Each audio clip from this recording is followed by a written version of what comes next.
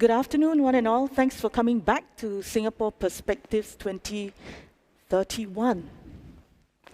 It's 25th of January 2031. And looking back at the past decade, it's clear that the planet, and of course Singapore, has dodged a bullet. We stared down a precipice. We saw that the world was overtaken by COVID-19, the pandemic, and a few others since then. The economic dislocation gave us a stare in that year, and let me take this off. So we stared down the precipice and had a fright. There was the pandemic, the economic dislocation. The rich got richer, the winners won it all, and the poor were left behind. There was a real worry that the world would fragment and Singapore would have to beat the odds to pull it together. So that was January 2021. Those difficulties came on the back of other bubbling crises. The tensions of a trade war between US and China, built on a rivalry between the existing superpower America and the emerging regional power China that's gunning for global dominance as well.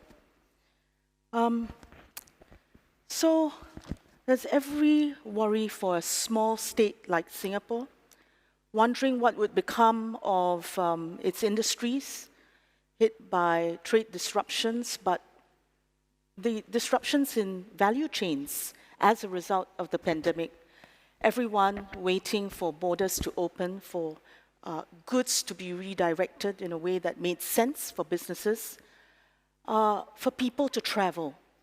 And, you know, in 2021, people were very conscious that almost 20% of the economy of Singapore depended on services, reliant on aviation, on tourism, on F&B, retail, waiting for borders to open, waiting for the Hong Kongers to be able to come through on that first travel bubble. But thankfully, also in January 2021, it seemed like the world had turned the corner and the patient was recovering. Instead of taking its final breath, the world and even Singapore was able to really take a quick gasp of air and say, let's get it back on track. Let's get life back on track. In Singapore, we had a conversation. We had several conversations about our future. We have a culture of looking at the future, not just ruminating on the past and letting what cannot be done or what hasn't been done hold us back from what we can do. And in those conversations, we found that we have more in common than what divides us. And the concept of intersectionality that was such a buzzword in Singapore Perspectives 21 had taken off. What are those cross-cutting ties? What are those cross-cutting interests that bind us together? In fact, COVID-19 reminded us that like a chain, which is only as strong as its weakest link, the weakest member of society is the one that we actually need to focus more deeply on, uphold, empower, strengthen, and build up. So that's how Singapore turned the corner through the conversations. And then the mood changed in order to look at what programs, what policies could be put in place so that in addition to Singapore's traditional strengths of organizational efficiency and exceptionalism recognized around the globe and even in managing COVID-19, Singapore then in the decade after 2021 managed to build an ecosystem, another watchword, that would empower and create greater innovation, and all sorts of new industries started to blossom. And that really came from building innovation hubs, not just in universities or just outside university in Block 71, but innovation hubs in ITEs and everywhere else, you would find somebody talking about the new thing that he or she was doing. So we have that buzz. Social workers found that they had an audience among the scientists, and the artists found that they could help create narratives that would bring that buy-in, that a business panel in the morning of that Singapore Perspectives 21 talked about. Persuasion, the art of persuasion, where it's not just the hard sciences, the math, the technology, but really the social sciences, the art of conversation, collaboration, engagement, deliberation, and really convincing somebody who has yet to be convinced about an idea is a skill that is much valued. So let's turn back to 25th January 2021 and remind ourselves of what three panelists at a session with the leaders, representatives of the political parties that are in Parliament had to say about the future going forward from 21 to 30 and 31. We have on the panel, or we had on the panel, Senior Minister of State for Communication and Information and Health, Dr. Janil Putучари, himself an MP in GRC of Punggol Pasir Ris, but more importantly, the head of young PAP, People's Action Party, join us on that panel. As you know, the People's Action Party has been governing Singapore since 1959 and soon going to break the record of being party in power for the longest ever. But joining Dr. Putучари is Mr. Gerald Giam, who's become the MP of Aljunied GRC since the July 2020 general election. Mr. Gerald Giam is representing, or was representing, the Workers' Party, a very rare showing for us.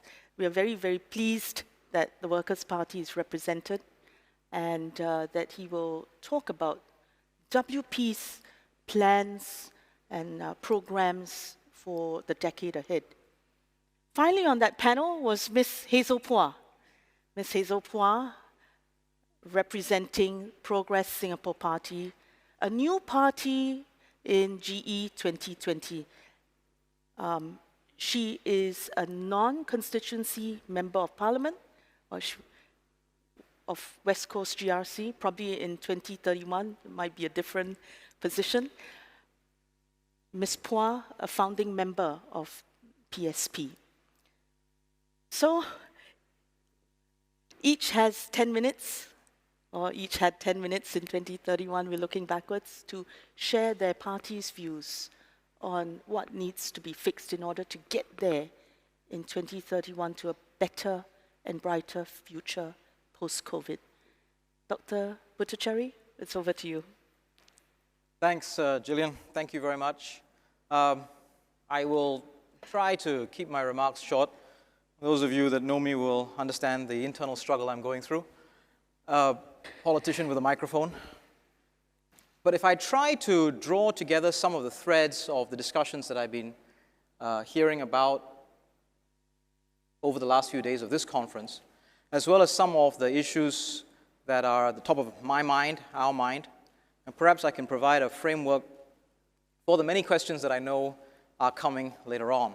And through those 4 or 5 topics, give you a sense of how I might then address Jillian's question, while exercising what is usually the prerogative of every politician to answer the question they wanted to be asked, as opposed to the question they were actually asked.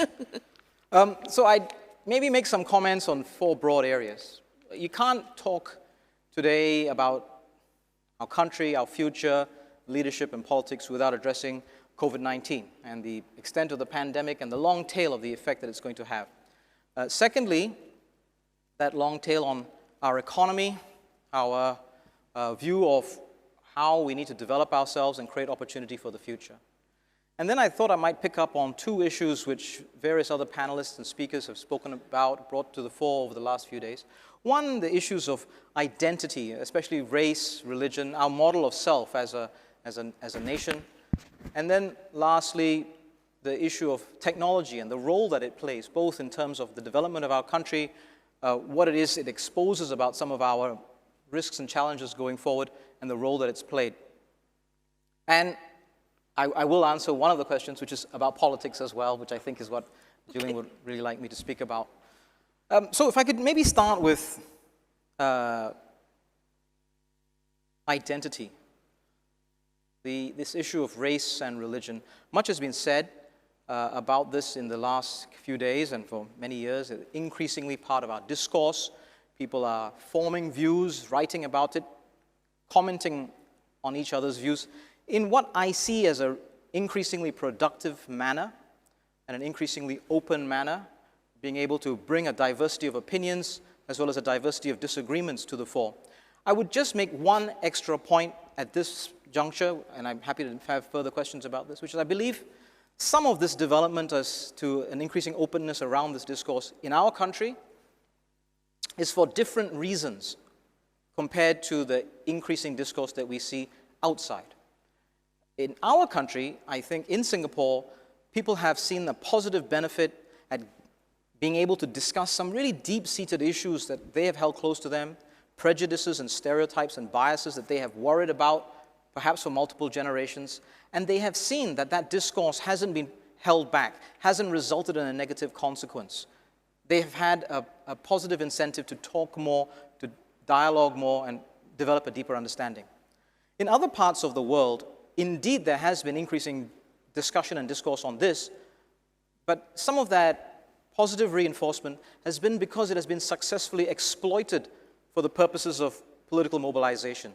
The issues of race, identity, and religion have been successfully weaponized, and that exploitation then has driven that process of increasing visibility of those issues. So I would posit that the reasons why we are hearing a lot more about it are quite different here in Singapore compared to the rest of the world. I think that is something that we need to think deeply about, and how our approach to it will set what it means for us, what it means to be Singaporean with respect to race, religion, and our sense of identity.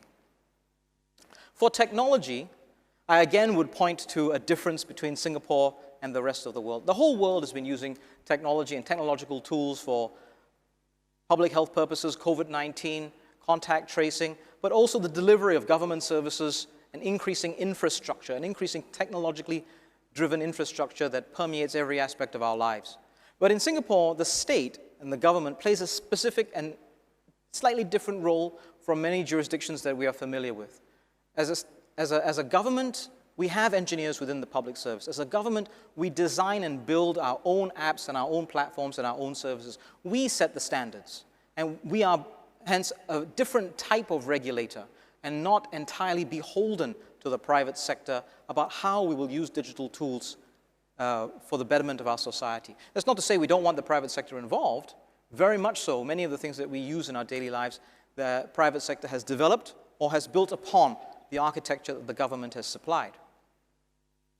When it comes then to the issue of how we make sure we cross a digital divide and deal with digital inclusion, our role is different then. We can directly make decisions as a government sector about how we will make sure that no one is left behind. It's not about merely putting out position papers and mobilizing sentiment. There's actual specific action that we can take. And again, I'll just make one point, and I'm happy to take questions on that. And that point is that these problems created by technology, a divide created by technology, you can only solve so much through technology. And perhaps we need to remain focused on the need for a humanistic view to close that last gap.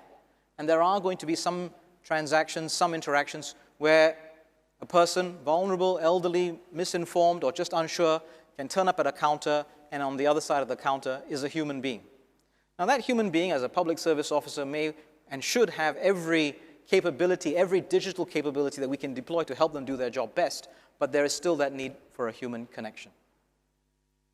If I can then move to COVID-19 and the economy, much has been said, and I don't want to get to, in my remaining 3 minutes and 49 seconds, into the details of this, except to pay tribute to the extent to which we came together as a country. We celebrate rightly the professionalism, the purpose, the pride in their service and their uniform that our frontline workers, healthcare and otherwise, have discharged their duties to keep us all safe, to protect us from this pandemic.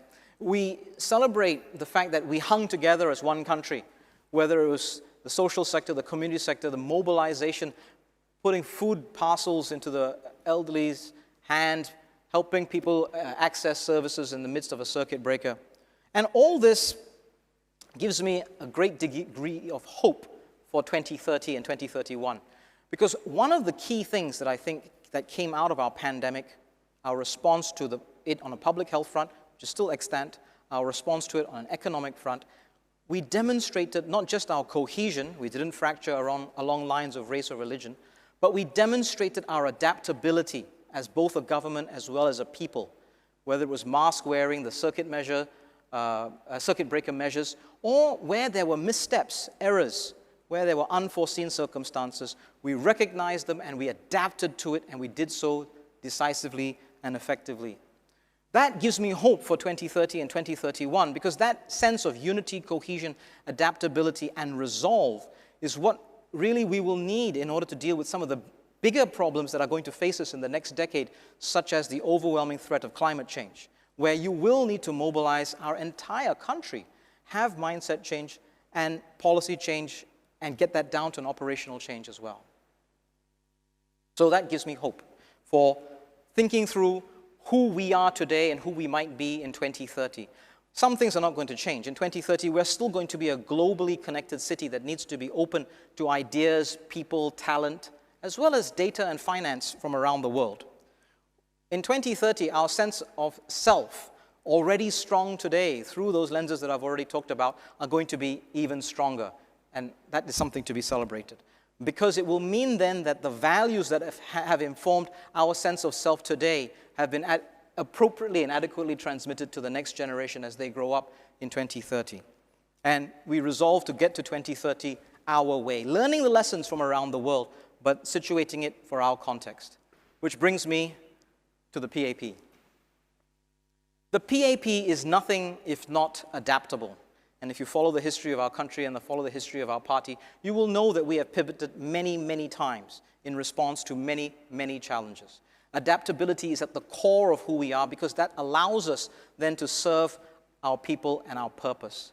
We have strength, but we know that the strength that is important to the PAP is not the strength of force or the strength of dominance, but the strength of our connection to our people, the strength of our word and keeping our promises, and most importantly, the strength of our resolve to do what's right for Singapore and for Singaporeans. That adaptability, that strength, and that resolve will not change between now and 2030, and I hope that as a result of which we will then keep doing the right things for the next 9 years, 10 years from now to 2030, and learn the lessons along the way so that we can do it better with that sense of resolve and benefit from that strength and those types of strengths that I just talked about. Thank you very much. Thank you, Dr. Putучари. A quick follow-up. You talked about how Singapore will do well because the value system that we have been passed on from generation to generation. Maybe I can take that up and just do a quick rejoinder on the PAP itself. And you talked about passing on that sense of resolve, that purpose among the next generation. What are those mechanisms by which you transfer that to the next generation within the party? I mean, you mentioned adaptability, but does that adaptability mean you cast out some things in order to get to 2030, 2031? I hope you're not referring to babies and bathwaters. But, well, some of that adaptability is on the basis of what we do and how we respond to crises and challenges. But we're also a party that refreshes and renews our slate very regularly at every election. Somewhere between 1/4 and 1/3 of our members of parliament step down and new ones come on board. And that by itself is a method of refreshing both the worldview and the tools of the party, because these members, by definition, are younger and have a slightly different set of connections with the networks and communities that they serve. That's the opportunity for change. But then the mechanisms through which we move people into posts, have people understudy, and have people work as groups is a part of the mechanism then for that transmission of values and purpose across generations. So it's not one or the other. And this idea of a step change, I mean, commentators and the press like the idea of a step change. With elections, there is a step change. But in terms of the internal workings of the party and the internal workings of the party as it translates to policy, it's far more of a gradual evolution to adapt to the realities of the day, holding on to your values. Okay, right. So you recruit for values, but you also tap the newer generation for the connections that they bring. You're confident that they would be able to also borrow the connections that the older generation of leaders would have had, or you would lose something? Well, it has to be a bit of both. You can't, nothing is absolute in this. An outgoing MP will, of course, try to hand over as best they can to the incoming. Okay. But that incoming MP has to then make the relationship work. The grassroots volunteers, the community leaders, the various stakeholders, they're not going to take you on face value because your predecessor said this is a good chap. You need to go out there and convince them that it is so. All right. Thank you for that. Now it's over to Mr. Gerald Giam. Share with us your party's vision and what are your concerns for the decade going forward? Well, I'd like to thank the Institute of Policy Studies for inviting me to be at this forum today, and thank you, Dr. Джиллиан Kох, for moderating our forum today. Thank you very much for all the members of the audience, especially including those at home, for taking out your Monday afternoon to spend with us. I joined the Workers' Party 3 months after my first child was born, and my daughter now is in secondary 1, which means this is my 13th year in politics.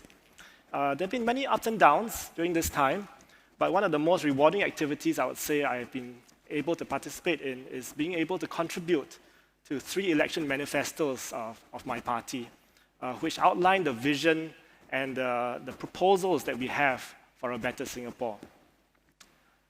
WP's vision for Singapore is for all Singaporeans to achieve their dreams in life, to be able to forge a dynamic economy with more competitive, homegrown firms, and for Singaporeans to work together to build a home that we want. We want to have an accountable democracy with robust institutions which outlast any political party. There are many conditions needed to achieve this vision. Our families need to be resilient to weather the storms of life. Schools need to prepare our students for life, not just exams. Our social safety nets need to assure citizens that someone will catch them if they fall. Our companies need an environment to thrive so that they can provide rewarding jobs for our workers. And we as a nation need to embrace a diversity of views and encourage robust but responsible debate about the way forward. Our common goal is to achieve a better quality of life for all Singaporeans and for life to improve for each successive generation. Most Singaporeans already enjoy a good quality of life, but for some, life is still quite gangko or difficult. We meet these Singaporeans during our house visits, during our Meet the People sessions, and other contacts that they make with us. For a few of them, their situations might be a result of bad decisions, like committing a crime. But for most, they struggle despite their best efforts to improve their lives. We need to better understand them without judging them and find more ways to help them. We should do this not just to achieve justice and equality, but because our collective happiness, prosperity, and progress as a nation depends on all Singaporeans having a share in our success. Now, meritocracy is often touted as one of the guiding principles of our nation, Although it's not in our pledge, neither is it in our national anthem. Meritocracy is a good guiding principle for combating corruption, cronyism, and nepotism. But I believe it leads to suboptimal outcomes if every citizen is seen through the lens of their abilities and achievements. Do we practice this type of meritocracy with our children? If our child comes home with bad grades, do we make him sleep in a smaller room or eat only Maggie mee for dinner? Yet this is what we take as a given in our society. If you don't earn as much, you have to settle for a poorer quality of life. Now, don't get me wrong, I'm not asking for equal outcomes, but we cannot be content with providing only equal opportunities, because not everybody may be able to seize those opportunities, because there may be complex factors working against them.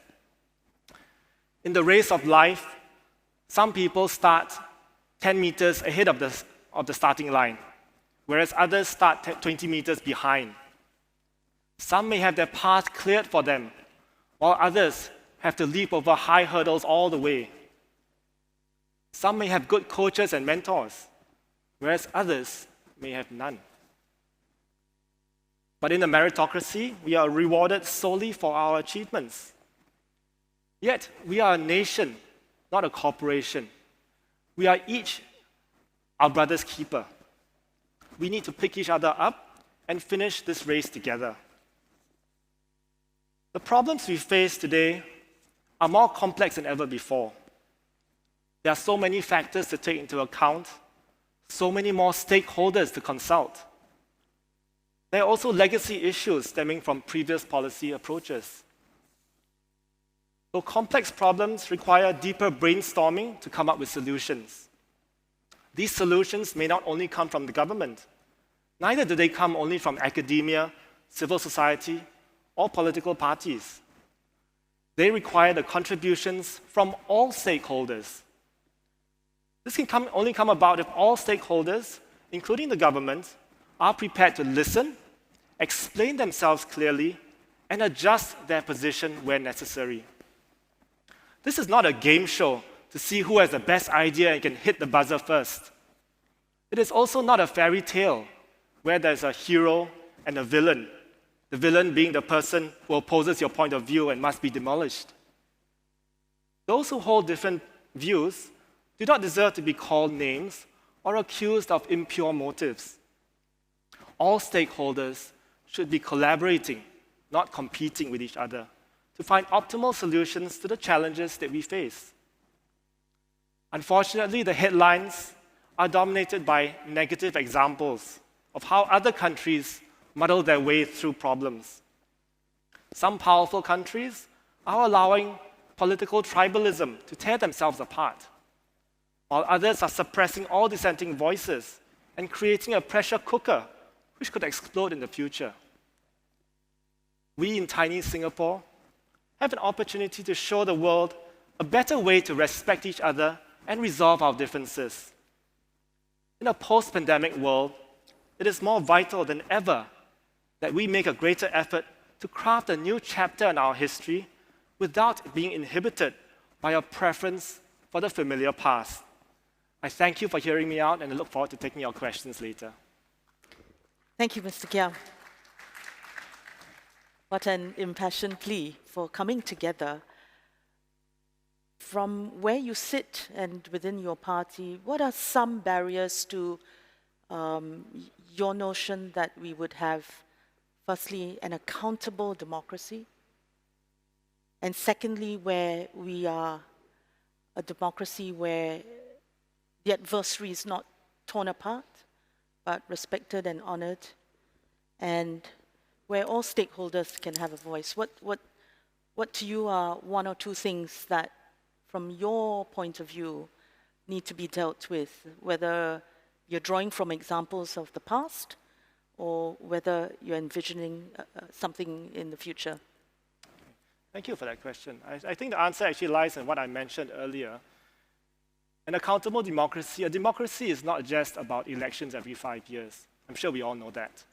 Democracy requires everybody's participation, And it also requires the government in power to be willing to listen and to accommodate different viewpoints and to be able to accept that there would be differences, there would be opposition.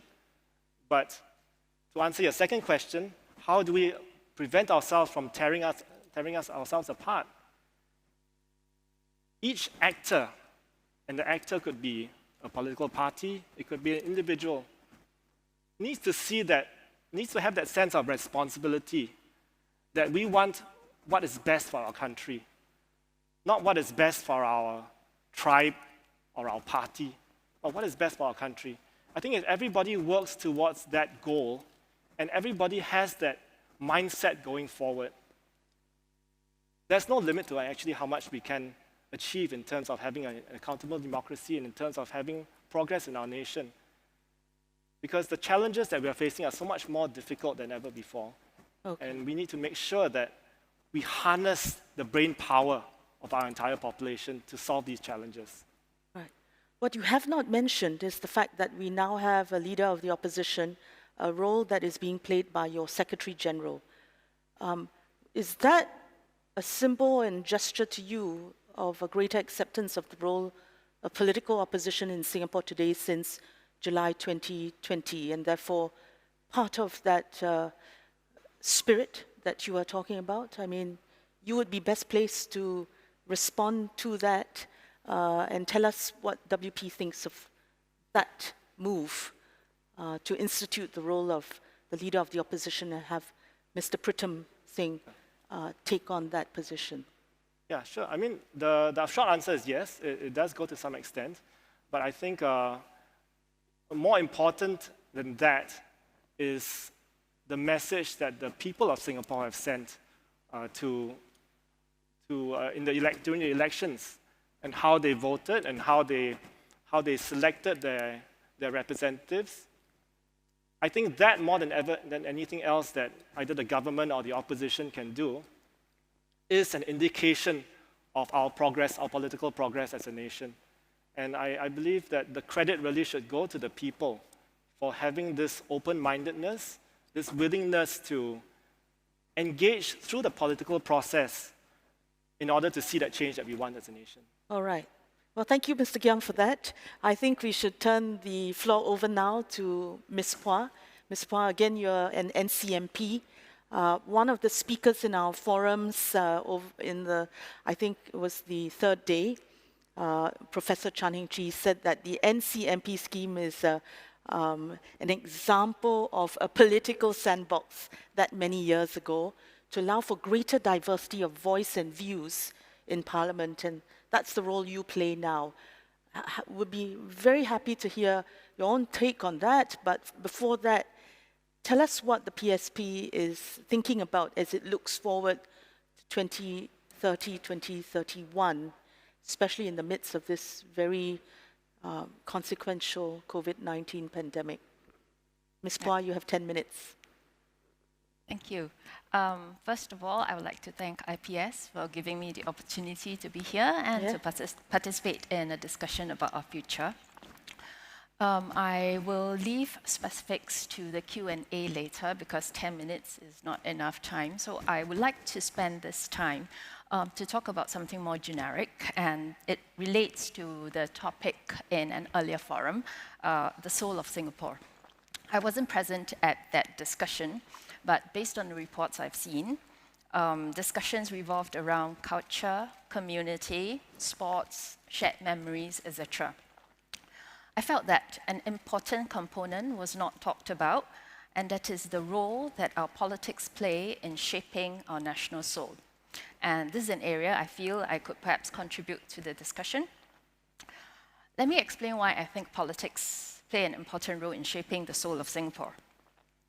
Our politics defines us and shapes our soul in a very significant way. It cuts across all sectors and all communities. It is a result of our collective action, and it is the face that we present to the world. When Singapore was deliberating on whether we should allow casinos to operate here, that was one of the defining moments. There was a huge debate on this matter. Those in favor cited economic gains and the jobs that they would bring into Singapore. Those against argue on the basis of ethics and the social cost arising from gambling addiction. In Singapore's short history, there was a time when we cracked down on gambling and spared no efforts to eradicate it from our landscape. And before the entry of casinos, it had become widely accepted that gambling is harmful for us, and we took great pride in our success in decimating it. So the change in official stance was a significant reversal. In the trade-off between material gains and ethics and social cost, the choice that we made defined us. Another example would be issues like money laundering, which involves a trade-off between financial gains for us on the one hand and rewarding crime on a global basis on the other. Again, that choice defines us. If we were to adopt positions for selfish gains, then ours will not be a pretty soul. The soul of a person is not visible. When we talk about a person's soul, we're talking about his values and principles that we see him exhibit in the way he lives his life. In the same way, the soul of a nation is reflected in the values and principles that we as a country consistently act upon in practice, not just in discussions or speeches. Values and principles are what they are only if we're willing to pay the price for them. For it is in the paying of the price that we declare to the world what we truly value. I hope I've managed to convince you why politics is an important component of the soul of Singapore. Next, I'll move on to talk about where I hope our political development is headed. The first thing that I'd like to see changed is this culture of fear in politics. That's an issue that PSP has brought up a few times before. I contested in the general election in 2011 and then again in 2020. So what I'm sharing is based on my own personal experience, interacting with residents and with other party members, and comparing the experience while campaigning in 2011 and in 2020. In terms of the fears of the consequence of voting for opposition, I find that the level of fear has decreased significantly. What was interesting was that I began encountering more of such questions from new citizens. But in terms of the fears of joining an alternative political party, the fear of running for election on an opposition ticket, that unfortunately is still very much alive. I was frequently asked whether there were any adverse effects on my work after joining opposition. Most were worried about their career prospects. Employees worry about promotions. Businessmen worry about contracts from the establishment. Academics worry about tenures and contract renewals. But this should not have been. We should not have to worry about such things when we want to participate in politics. Responsible people should not have to worry about making known their stand. Such fears make us less than we can be. And if concerned citizens hesitate to speak up honestly in their own country, what kind of soul are we talking about here? I've also often been asked, do I have fears about joining an alternative party? Of course I do. I look at the precedents, and I fear risking bankruptcy with one careless word. So why do it? In the words of a friend who explained to me why he would always support candidates from alternative parties, he said that in Singapore, there are many reasons for joining the ruling party, but there is only one for joining an alternative party, for the love of the country. When I was 18, I went skiing with a group of university friends. We were all beginners. It was our first skiing trip. When we arrived at the ski resort, we discovered that, there were different kinds of slopes. There were slopes for beginners, slopes for intermediates, and so on. So naturally, we made our way to the slopes for beginners. And in the beginning, things were rather smooth. The slope was nice and gentle, and we had fun and laughter.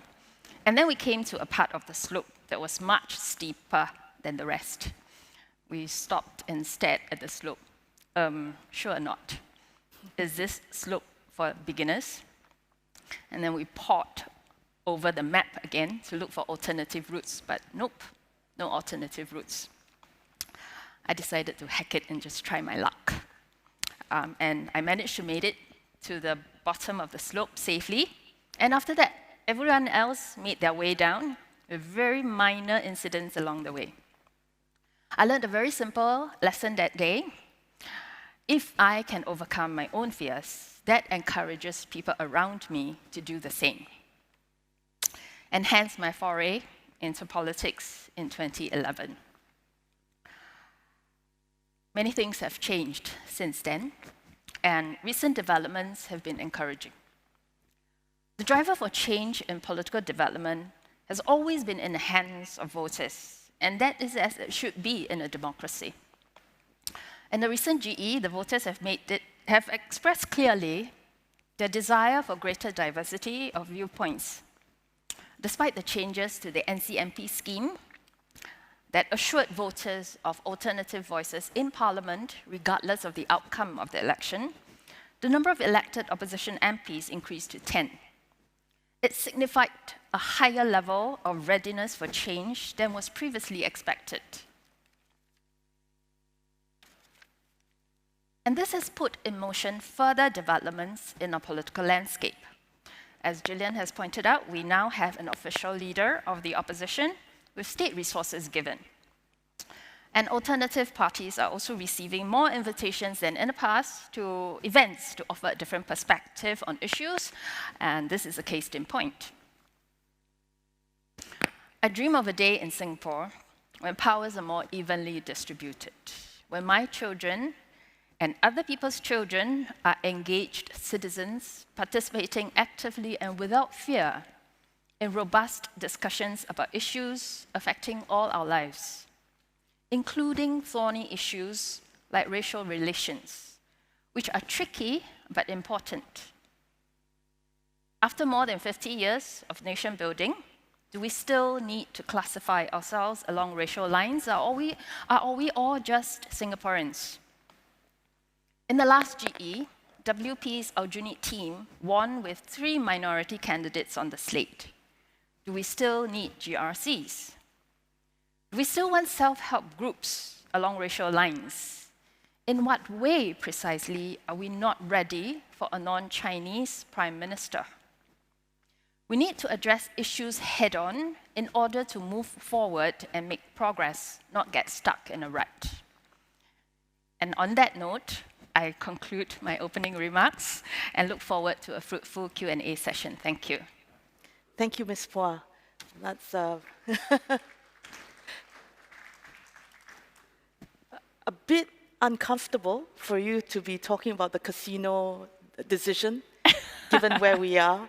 But I think that's the point that you're trying to make, that we should be ready to talk about uncomfortable policy decisions that will come and that will go and that will shape Singapore, but perhaps not permanently, because there's the political process where you can relook certain issues, discuss them again, and see at what point things need to change. But having said that, let's go back to the casino decision, since you are familiar with it and your party has talked about it a lot. What did you think of the social safeguards that were put in place so that maybe in Singapore, which has to navigate a very difficult world, as you talk about trade-offs, there's balances to be made, but yet sometimes you could have your cake and eat it, no? So as an innovative thinker and as a politician, and you yourself with a background in public service, what about that issue of the casino decision? And today, what are some of the more difficult policy questions you are thinking about and your party is thinking about, where the trade-offs seem too difficult to be able to find this balance between, you know, one good and the other, achieving, you know, things that we all want to do together, but bearing the cost as well. So do you have innovative solutions, or you're saying we grit our teeth and we go forward for a common purpose? Ms. Poa? Right. Thank you for the question. In talking about trade-offs, a lot of the times the choice that we make is actually a result of our value system and our priorities, which to us is more important. There is no definite right or wrong answers. So different people will come up to different conclusions. Yes. So when you talk about the safeguards that have been put in place, that comes after the judgment has been made that the economic gains outweighs the social costs that will come, broken families, the effect on the children of those families. And that is actually, in the end, a judgment call. So I would say that different parties would probably make different decisions on the same issues, on the same considerations, just based on different priorities. Okay. Yeah. Thank you. Any current day contemporary policy decision that you're looking at where there are difficult challenges or trade-offs? Well, actually, I think that there would be quite... The favorite one is immigration, of course. Sorry, say that again. The favorite one is immigration and foreign labor, the ratio of foreign labor to local here. Yes, that is, of One course, is familiar, the one that's hot familiar with your button party too. topic. So again, that involves a trade-off between economic growth by increasing our labor input and versus the social cost to the country in terms of congestions, in terms of frictions, social frictions, and so on. And we are seeing actually increasing sensitivity from the population in relations to the number of foreigners that we have now in our country. I think that, again, it is a matter of priorities, just like giving an example. Let's say you own a HDB flat. You have a spare room. If you rent it out, you increase your income. But at the same time, if you have tenants walking in and out of your home, there is an erosion of privacy. And so as an individual, you make that choice. Do you bring that tenant in so that you increase your income, or would you treasure more your privacy and forego that effect on your family life? Forego that income for a better quality of life and for family life as well. So I feel that in our party stand would actually tend more to place greater importance on the social factors and less so on economic ones. Okay, thank you. Just point of information, IPS was very involved in the discussion on the casino question. And in fact, when the request for proposals was put out by the government before a decision was made, the specifications of that request already stated what the social safeguards would be. Whether it was entry levies, whether it was self-exclusion and exclusion of family members, and also the size of the gaming area. So I think that was one occasion where the social safeguards were there in place as much as the political and the economic benefits were. Yeah. Right, so anyway, just a point of information. Thank you, Ms. Poa. Right, so now it's over to our audience, actually. Just a reminder to those who are tuning online, please feel free to share your questions on Pigeonhole, and we'll try and pick it up. So, are you ready, panelists? Okay, let me go with the one which has the most votes at the moment, very democratic. 13 votes. The first question is, how can we implement the concept of meritocracy in a more equitable manner? I think this was brought up by Mr. Gerald Yam. So Gerald, would you like to just go for it first, and then we'll allow the other panelists to follow up? What did you have in mind, bearing that there have been lots of tweaks to the way we operate meritocracy over the past decade?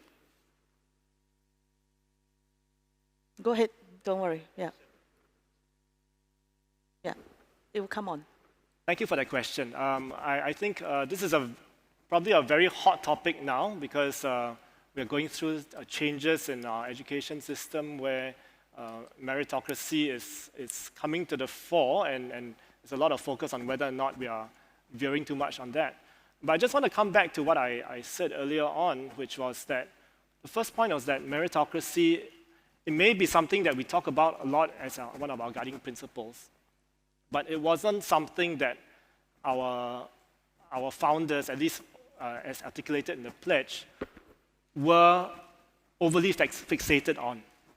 And I think that should guide us as well right now, is that meritocracy is important because we don't want corruption, we don't want contracts to be given out on the basis of who you know rather than what you know. But at the same time, we should not take things to the extreme.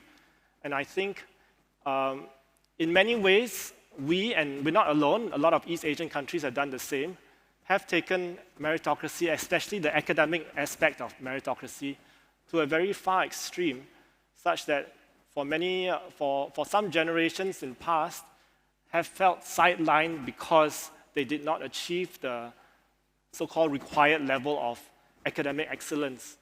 And I'm glad the government has recognized that and is moving away from that sole focus on academic excellence.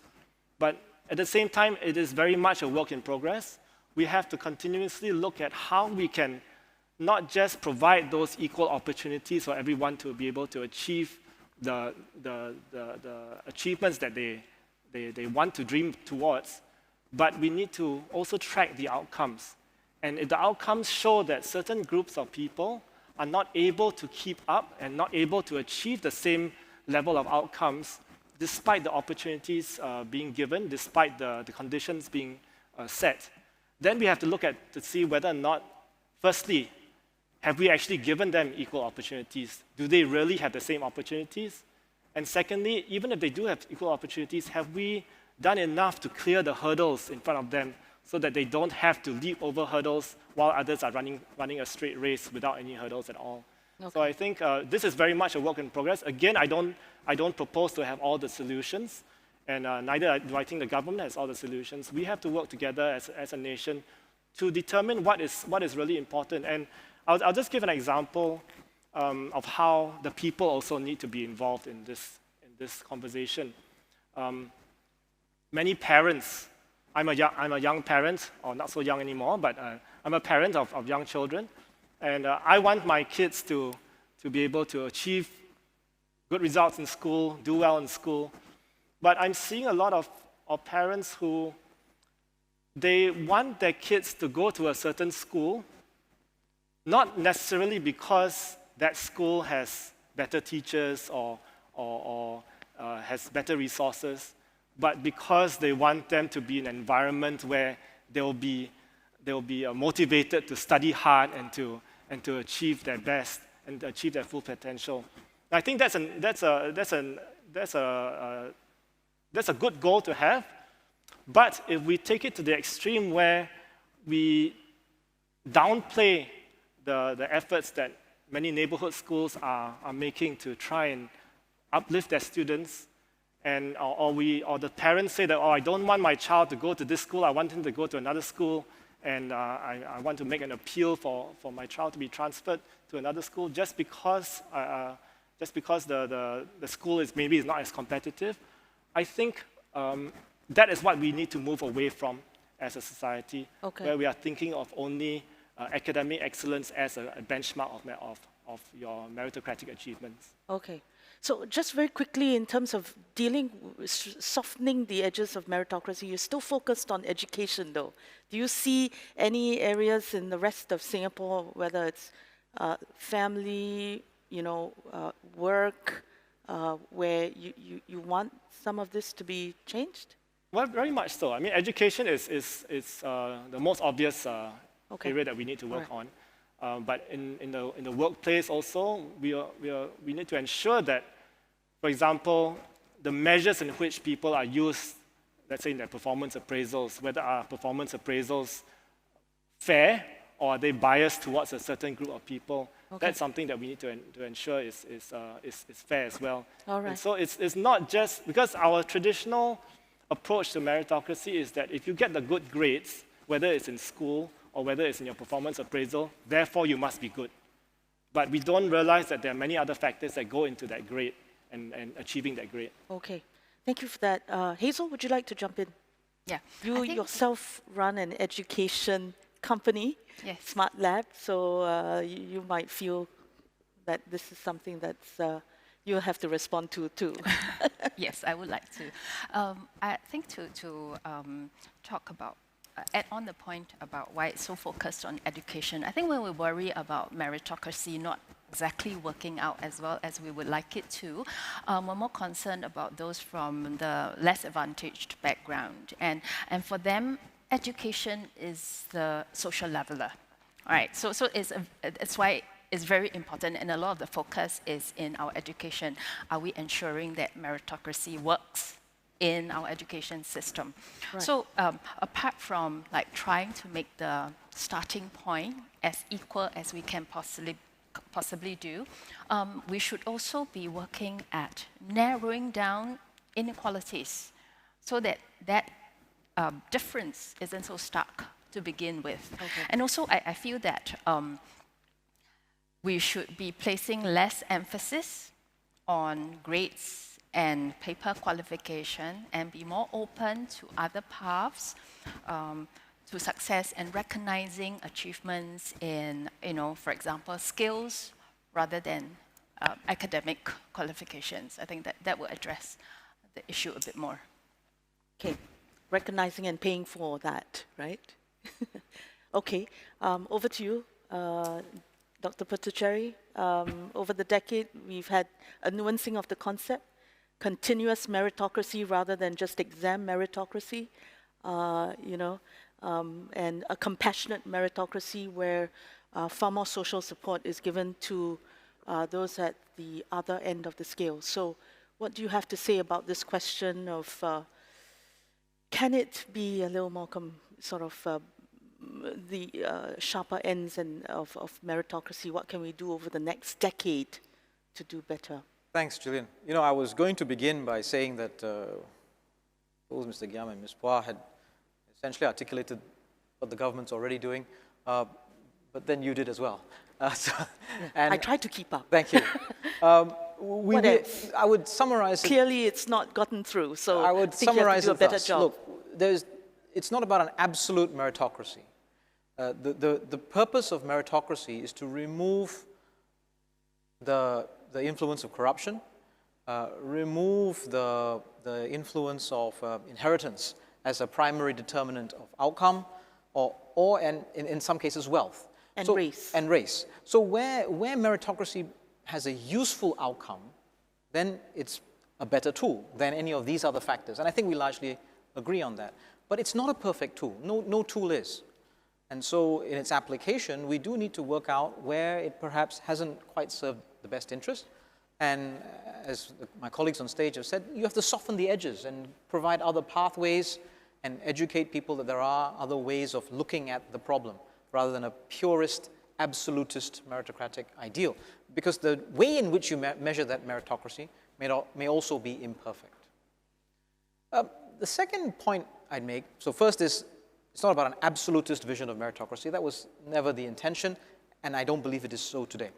The second point I would make is that there are many domains where that is not the way in which we approach the matter, and especially when it comes to community efforts, efforts to do with the vulnerable, efforts to do with people who are, in a way, easily excluded, where once there is a clear indication of need in that community, in that group, in that home, in that rental block, in that section of our population, we apply assistance.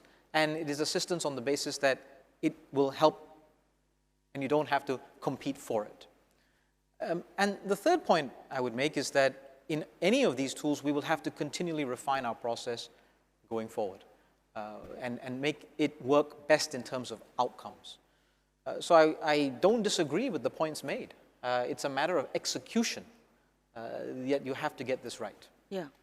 And also there's a concept of continuous meritocracy. Do you want to spell out what that might mean? These are, your fellow panelists are from the civil service previously. So how do we see meritocracy being applied across time? Well, I think the point... We talked about credentialism, I think. Yeah. Well, I mean, I would just, talk about continuous meritocracy. Having been from the civil service, that's not a problem for them then to stand as members of the opposition. I mean, if that's not meritocracy, there is no label associated on that basis. Is it working? I'm being a little bit, I'm pushing the envelope on Right. there a little bit. But I think the purpose of continuous meritocracy is to accept that at the point of entry into any system, your measure is imperfect, whether it's the civil service, whether it's your education, whether it's your job. And so it then behooves the employer, the organization, the policy owner to refine that process over time and look out for people that are doing well, despite whatever their starting circumstances might be. It is that intent of an outcome to do well on behalf of the student, your employee, your constituent, your neighbor. All right. So at the highest level, this is a question that's an extension on the meritocracy issue. With 14 votes, to all panelists, do you think a non-Chinese can be the Prime Minister of Singapore? Does continuous meritocracy apply to that? May seem like a trivial thing, but it would really show the spirit of ... And I would link it to then the next question that's got 9 votes, that race shouldn't matter, although it still seems that it does. So who would like to go first? It's your choice, Jillian. You're the moderator. Okay, Dr. Putучари. This is the one that really hits you squarely as the PAP. Yeah. But race does matter, and I think the question posed, there's another question, I think it's not the one that's on the screen, was that race continues to matter. And surveys done by IPS themselves suggest that that is so. So, well, I think I would fully subscribe to the idea that I wish it were not so. Okay, 10 years down the road then, Well, 2030. I think it would be hard to predict. I don't know that if you asked the founding generation in 1965 whether by the time you got to 2021 whether race would matter more or matter less. I think 10 years is a short time by some time frame. Then what are you doing to scrap it? What are you doing to do better then? Yeah, well, we're doing many things. It's central to much of what we do in terms of our discourse within the education system. We have a whole bunch of research in partnership with IPS. We have NGOs like onepeople.sg, which I happen to be heavily involved in. And we're trying to do several things, but at its heart is to try to understand and intervene on something that is essentially a personal bias, a personal stereotype, which people don't necessarily reveal or express adequately, but when in aggregate across a population has effects, and we are familiar with those effects. Okay. So I think the answer to the first question is it will be up to the people of Singapore to decide ultimately about this matter. And I do hope that our racial harmony progresses to the point where when people talk about a non-Chinese prime minister, it's not about an icon of resetting or an icon of reimagining, as in the question that was put up on the screen, but on the basis of that person's ability to do the job. Right. And that will be for the Singaporeans to decide. Well, Ms. Poa, you are very courageous to say we can't scrap the GRC system, or we should. To whom does race matter? Who needs there to be racial categories? And who needs to argue that a prime minister should be Chinese or should not be Chinese? Where does this come from? From my perspective, I think it's pretty obvious what my position on that is. From my perspective, I think we are already ready for a non-Chinese prime minister. And the only reason we are not ready is PAP is not ready. Mr. Giam? Well, I think from the conversations I've had with many Singaporeans, including Chinese Singaporeans, I don't see any view expressed that suggests that they will not be ready for someone who is capable, honest, and is able to be a good leader to be the Prime Minister of the country. Of course, it's important to understand that in the Singapore context, the Prime Minister is not directly elected by the people, just like how the President is elected. The President is elected directly by the people. The Prime Minister is elected or selected by his or her own party.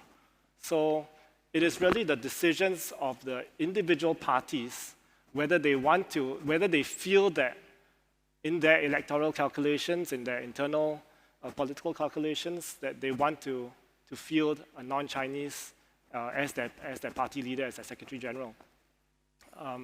The Workers' Party has made our choice. In recent years, in 2018, we elected a non-Chinese as our Secretary General. And it is not the first time we've had a non-Chinese leader as well. And I think we've had a relative credible degree of electoral success with our current party leader, who is not a Chinese. And as I think Hazel pointed out earlier, in the Aljunied slate, we have 3 non-Chinese in that slate. And I would add, the 2 other Chinese are Peranakan and don't speak Chinese very well. So, if race and language was such an important factor for such an important constituency, we would have made sure that we field an all-Chinese slate, or at least 4 Chinese in the slate. But we made our calculations that this was the suitable slate of candidates that would be able to serve the residents of Aljunied well, and therefore we chose that slate of candidates, regardless of race. Okay. Well, Dr. Putучари, you said that it will be up to Singaporeans to decide when we reach that point from the PAP's point of view. So let me go to the next question, which has 18 votes. I mean, do you wait for people to lead or the government to lead? And on different issues, you might have different answers, but the question by Christopher is, state takes a leading role in so much of lives here. Where should it lean in more? Where should it do less and step back and let others lead? So why don't you kick off on that, and then we'll go down. Well, it's an important question, and there is no clean answer. You'd have to address this differently depending on what the problem was and what the impacts and outcomes would be. I think where it comes to matters of securing the public safety, securing the public health, defense, I think you'd have no argument that the state has to discharge its duty in order to get those things done. But there's plenty of other areas where ground-up initiatives, community initiatives, non-governmental organizations, civil sector organizations can and today actually do play a very effective part. But neither side, and actually there are no sides in this, but neither side of that divide, state versus the private sector, does this on its own. Whenever you are looking for an intervention from the state, public health being an example, it is effective because you're able to mobilize people and rally them around this cause. When you're coming from a civil society perspective, you are effective when you have engagement with the state and you can bring along legislative change or regulatory change or attract grants and investments from state funding as well. It's always a partnership. Okay. It's always a partnership. So it's not about step back, step in. It's find the right partnerships and find the right partners in order to progress on this together. Is that your party's orientation? Because JT asks, what will your party do to work more with Singaporeans and citizen-led NGOs? Look, for the last 10 years, we've been organizing conversations, dialogues, challenges, call for grants. We have no hesitation in saying this is our view of how things must be. And we have not just said it, we've put it into action. Okay. Mr. Giang. Yeah, I think the question is not an easy yes or no answer and whether the state should take a bigger role. It depends on which area. And it also depends on what philosophy you want to approach governance. For example, there would be some areas where I think the state should take a bigger role, and there are some areas where the state should step back. Healthcare, social services. I believe the state should take a bigger role in terms of providing those services and relieving the financial burdens of the people. But in areas of, let's say, political discourse, civil discourse, I think the state should learn to step back and let society sort out its differences on its own. Of course, it doesn't mean that the state should just completely hands off and don't get involved at all. But I would argue that there are some areas in which the state is meddling a bit too much in and trying to control too much in terms of overstepping its role. But there are some areas, like I mentioned, social services, which I would like to see the state step up and fund more social services so that there is more equity in our society. Okay. Ms. Poa, what's your response? And to the audience, please get ready. We'll take some questions from the floor after Ms. Poa's responded. To me, I feel that the criteria would be the amount of information available in areas where specialized knowledge is required. It would be more appropriate for the government to take the lead, like, for example, in areas like defense or fighting terrorism, where members of the public do not have access to enough information to be able to make good decisions. But in other areas, for example, like social norms, where such considerations do not apply, then I believe that the government should take a step back and let the people make that decision. Okay. Right. Over to you, live audience, please. Yes, gentleman in front at table 3. Where else? Yes, the person right at the back there, also called table 3, but I don't know what region that is, right at the end. Yeah. Okay. So let's just take those two. Get ready, panelists. Okay, my name is Tan Keng Soon from Tan Eng Kiam Foundation. My question for the panelists is this. With this decline in fear, as what Heyzell Poa said, would the increase in opposition membership reduce the effectiveness of government? Okay. Wait, before I pass over to you to answer, let me elaborate a bit my fears, you see. You see, the flaw in the democracy, in the one-man, one-vote system that I see in the mature democracies of the West is that it is very hard to impose a painful decision on the public. Sometimes the right policies can be very painful, you see. Okay. They do not know whether they'll be in power in the long term, and that's point number 2. They do not know whether they will be in power after the next election. Okay. Because you have 2 alternate parties that alternate in power, so they can't plan for the long term. So now let me give you an example of what I mean. Yeah. What language are we speaking today? We are speaking English because our early generation, our first generation of leaders, decided to make English the main language. Now that was a very painful decision for the majority of Singaporeans because at that time most people were Chinese educated and they suddenly have to, in order to get jobs, to be proficient in English, you see. Okay. I read that there were Nanyang graduates who were working as bus conductors. So that was very unpopular. But because of the climate of fear, people didn't participate in opposition politics, and the PAP dominated the whole parliament. That allowed them to make a painful decision, but benefit us in the long term because that created our national identity. We became a Singaporean Singapore, you see. Okay. Thank you, sir. I haven't finished yet. There are about 5 more hands up there. Let me finish first, please. Please. So, no pain, no gain. That's what my PE teacher told me, you see. Thank you. So, I'm not saying that, if you look at today, who compare multi-party democracy with India, with single-party dictatorship like China, which country did better managing the COVID crisis? Which country's economy developed faster? But don't get me wrong, I don't mean to say that we want to live in a one-party state, because China does some very nasty things. They persecute Muslims, Christians, Falun Gong people, And that's also bad. I don't want that, you see. So what we need is the opposition to a dominant party, but a weak opposition to stick a needle on their back, you see. I think that is the golden mean, and I think we already achieved that, you see.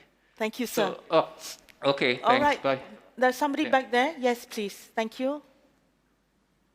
Hi, I'm Jensen from NTU. Mr. Giam mentioned that there's a support for greater citizen involvement, and I personally participated in conversations such as the Emerging Stronger Task Force conversations, like what Dr. Putучари mentioned. I was just wondering, there aren't really any follow-ups to some of the proposals that our groups mentioned. So as the task force promised collective action, but the current initiatives doesn't seem sufficient. So will the government consider citizen assembly, as mentioned in Forum 8 or 9 by one of the profs, Forum 8. as a means of collective action Okay. and for greater participation democracy? Thank you, Jensen. Yeah, I think there are a few more hands. We'll take a few more questions. Please. Yes.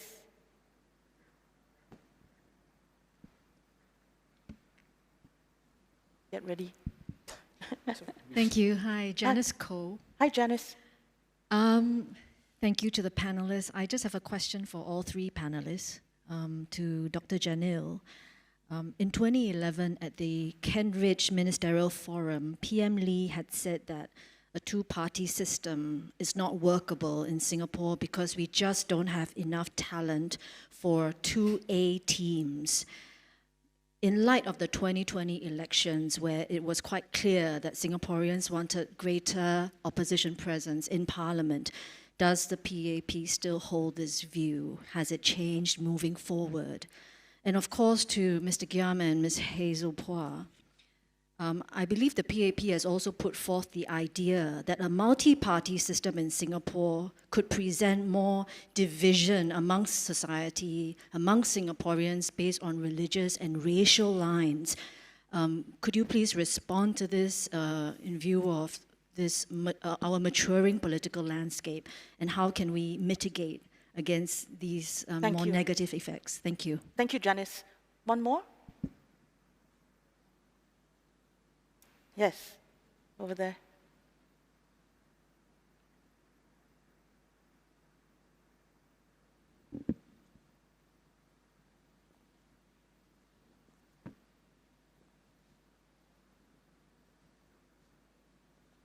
Okay, I don't think the mics are ready. So let's just take those questions. Do you want to start, Dr. Putучари? Oh, sure. Yeah. I was about to reach for my microphone. I realize it's clipped to me. Maybe I'll start with Ms. Koh's question first.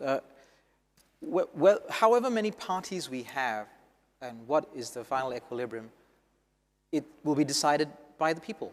I think it's about how people will vote and what are the proposals and offerings made by the party. And the people of Singapore will make their decision about what they want as that equilibrium. But I think your question is, what will the PAP do to bring about that equilibrium? And I think my duty as a member of parliament, if I am fielded in a constituency, especially as an incumbent having served there for a while, my duty is to fight as hard as possible to do my best for those people that I seek to represent. And I would expect every one of my colleagues that I stand together with to do the same. So on aggregate then, as a party, we should try our best to be the best possible party, and each of us needs to try to be the best possible candidate. I think it would be unconscionable of us to then say, let us weaken our offering deliberately. Let us deliberately do badly by this system in order then to fudge an outcome which may or may not be desirable by Singaporeans. I think our duty is to make the best possible offering, discharge our duty as best as possible.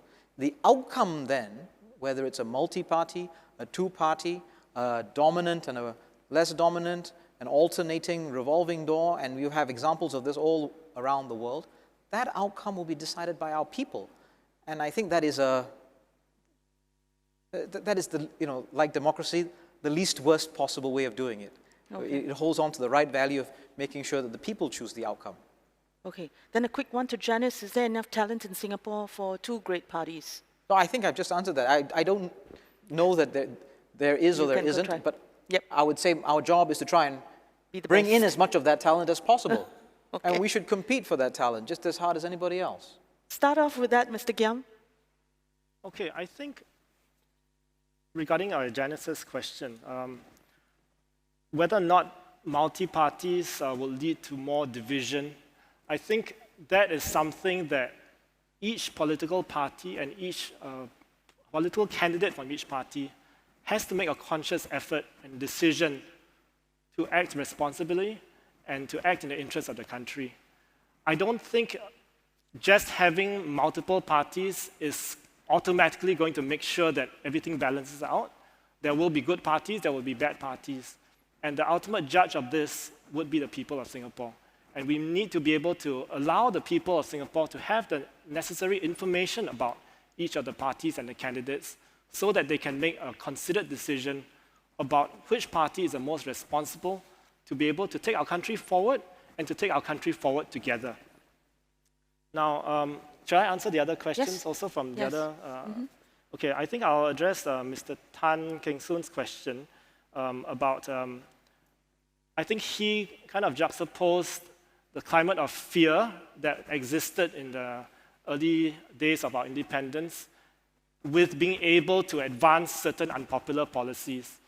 I'm not in a position to scrutinize or to understand each individual citizen's decisions at that point of time, but I would think, firstly, that in those early days, the people of Singapore were willing to make some painful sacrifices for the sake of our survival as a country. Okay, so it may not have been entirely because they were muzzled, that's why they did not voice their objections to certain unpopular policies. But secondly, and more importantly, I feel, in today's context, the question about painful decisions that need to be taken is going to come out again and again because there are going to be many different painful decisions that both the government as well as the opposition have to take. Because all this will impact not just the progress as a nation, but also their popularity as a party. I feel that if parties and politicians act in the interest of the country, they would make the effort to explain their policies, they would make the effort to persuade the electorate to agree with their point of view and to address some of the concerns and fears that they have, and most importantly, to listen. So I think when you have a situation where whether it's a ruling party or the opposition is willing to listen and to take on board the views, not necessarily accept it all, but to explain why we don't agree with this view and why we think we should go forward, I think that is where it's beneficial for our whole country. And again, it comes down to the electorate choosing the right parties and the right politicians to be able to make those kind of decisions. Okay. Ms. Poa? Can I just say, I find myself in complete agreement with Mr. Giam on this matter, which is not a situation the two of us find ourselves in very often. So I just wanted to say that. And to add that whether or not the balance works out one way or the other, leadership means that you need to do what you need to do. And you have to deal with the environment that you're in, not the environment as you would wish it. And that includes adapting and changing where necessary your policies or your interventions in the face of whatever has happened. And we have several examples of that. Right. Sorry to interrupt. I didn't want to. No problem. Go ahead, Thank please. you for sharing that. I just wanted to shout out to Gerald that Right. what he said. On I'm that done. question about whether multi-party would make us more divided, I think I agree with what Gerald said. It's actually up to us to determine what kind of politics we can have in Singapore. We have been having more representations in Parliament, and I don't think there has been any increase in divisiveness, and I think we should keep an open mind and evolve our own model.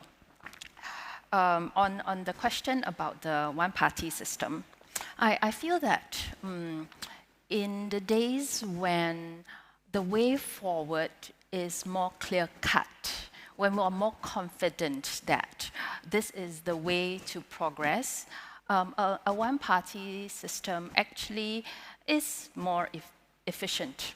You can move forward, you can progress a lot faster. There is faster decision-making, and you can implement things a lot faster. But when we are faced with a climate where the choices are not so clear, the way forward is uncertain, then it is too risky to continue to rely on a one-party system. That is the same as putting all our eggs in one basket. Okay. I feel it would always make sense to have a backup plan. Thank you.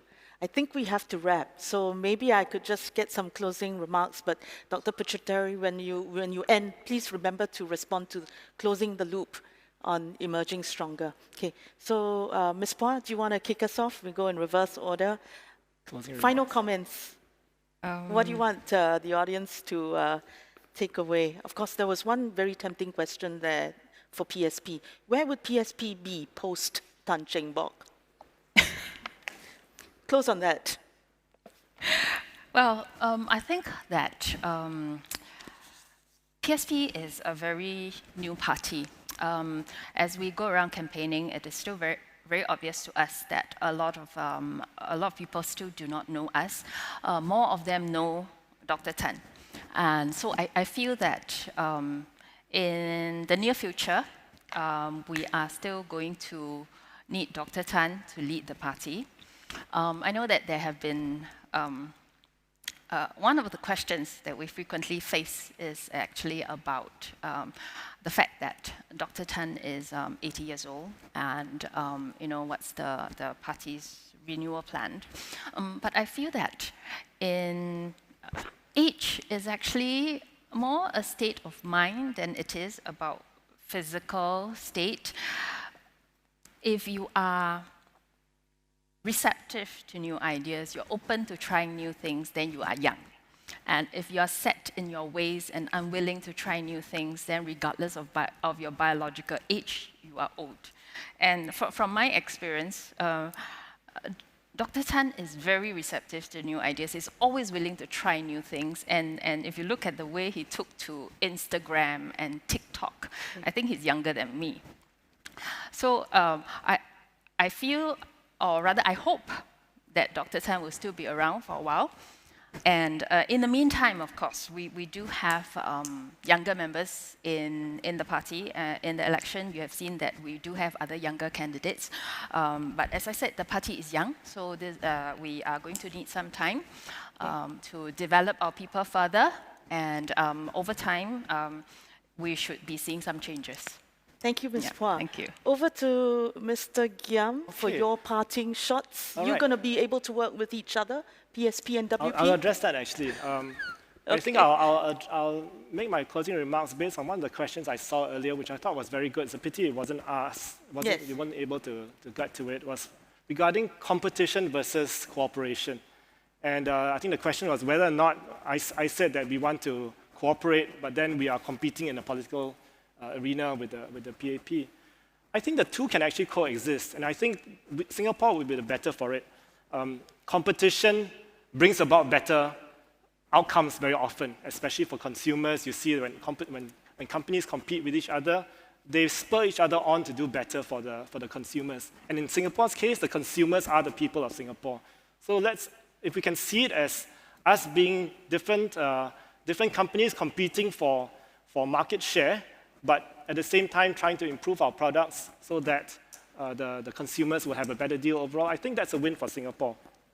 And I think in the earlier forum, on the business forum, the speakers were mentioning about how companies in Singapore need to work together more as Team Singapore and hunt as a pack when they go overseas.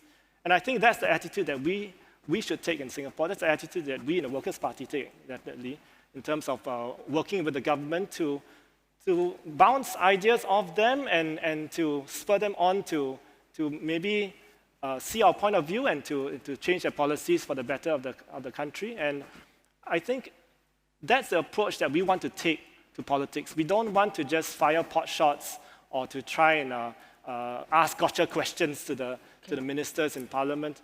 Anything that we ask is with the intent of finding out more information so that we can propose better policies and bounce policy ideas off them so that they can consider the policies. And if the policy works out and it's for the good of Singapore, I think that's where Singapore wins.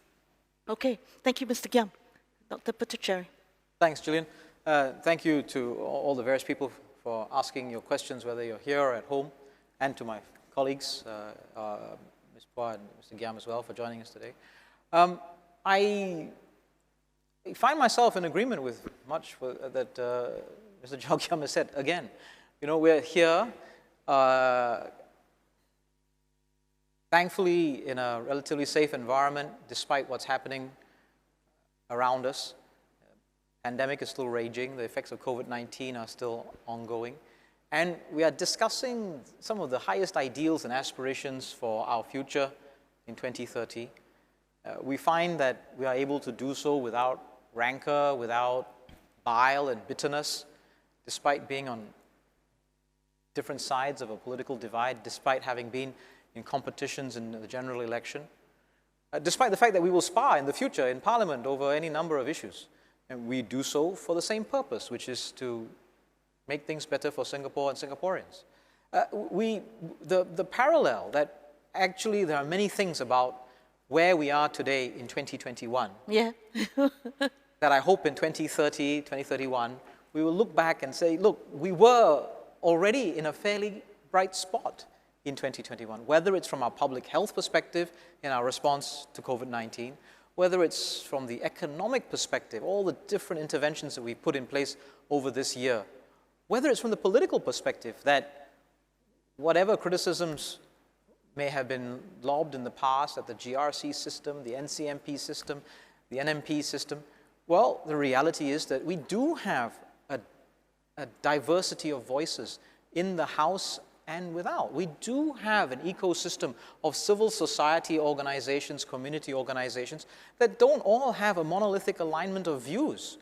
Some of this comes out in citizens' assemblies and our Singapore conversations, where competing views are expressed. And you need to then nevertheless find a path forward, much as has happened today in this forum, where you have competing views on the need for dominance in order to be effective in policy governance versus creating space for multi-party views. And neither is absolutely correct. And I think that's the key thing we have to hold on to, that solving these various thorny problems is not about having an absolutist view or an ideological view.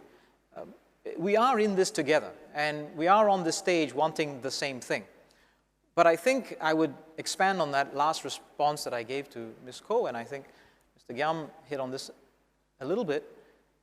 In discharging that duty to Singaporeans, you must do your best. We must try our hardest with the mission and the duty and the responsibility that has fallen on our lap. You'd expect that of healthcare workers, you'd expect that of professionals, you'd expect that of artists, you'd expect that of academics and researchers, and I think you should expect no less of politicians. And that, I think, is the way that I see my duty and my responsibility. And I'm sure my colleagues do as well.